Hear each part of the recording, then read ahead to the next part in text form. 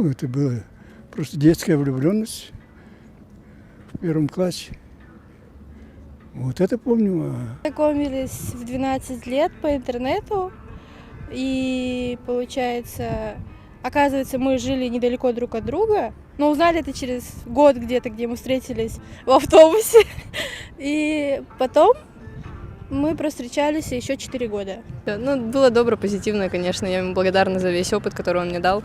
Но вот так оно случилось, и я в целом-то рада, что оно так и случилось. Только в садике. В садике. Помнишь? Как-то Бибарес звали. Бибарес. Потом, на 8 марта я танцевала с другим мальчиком, он хотел со мной. В 7 году еще, вас тогда еще и не было, в 1 классе влюбился в одну девочку, а она предпочла другого. И что мне вспоминать про это? Это было для меня тяжело, переживал, может и ревновал там и прочее. Ну а потом прошло. Помню. Парень моей подруги. Да, моя первая любовь. Ничего не состоялось. Ну да ладно.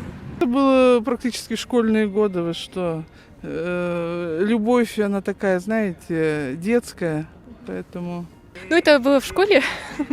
Хотелось рядом сесть с этим человеком. Больше, какая-то детская любовь такая.